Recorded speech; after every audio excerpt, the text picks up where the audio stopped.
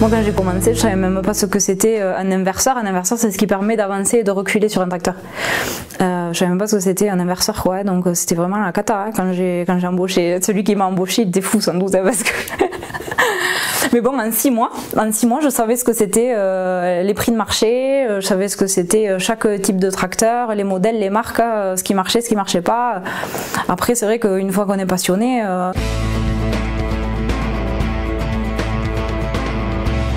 Je m'appelle Émilie Piquemel, j'ai 30 ans, je gère toutes les occasions et les reprises des vendeurs, des commerciaux, des concessions et ensuite je gère aussi une partie négoce, donc c'est-à-dire acheter à l'extérieur, faire des échanges avec les concessionnaires et après les revendre sur toute la France et à l'export.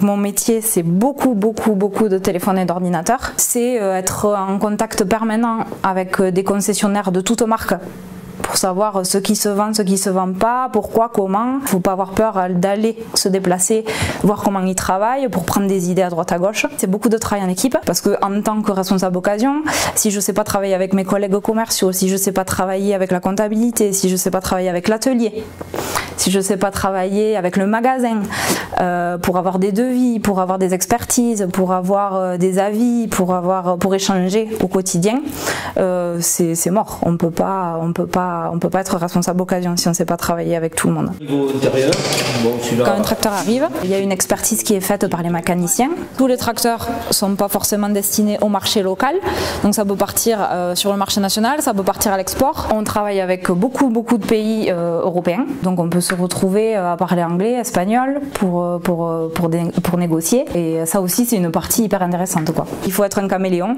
savoir s'adapter, parce que quand on a des Roumains, on ne travaille pas de la même façon que quand on a un agriculteur de la Beauce ou quand on a un éleveur des Pyrénées. En termes de scolarité, je ne pense pas qu'on puisse définir un profil particulier, parce que j'ai des collègues qui ont des bacs et qui sont à des postes à responsabilité, j'en ai d'autres qui ont des BTS qui sont à des postes à responsabilité. Moi j'avais fait le choix de faire une licence parce que j'avais entendu dire qu'au niveau européen le BTS était pas reconnu, il était plus considéré comme un bac que comme un bac plus 3, donc j'avais fait l'effort de faire un bac plus 3 pour ça. De toute façon, des formations responsable occasion, ça n'existe pas. Donc on se fait sa propre formation. Il ne faut pas lâcher le morceau, il faut y aller au culot. Bien sûr que si vous avez fait une licence art et littérature et que vous voulez vendre des tracteurs, ça risque d'être compliqué, mais je pense que si on a la conviction, si on a l'envie, si on a l'ambition, il n'y a absolument rien qui est impossible, quoi.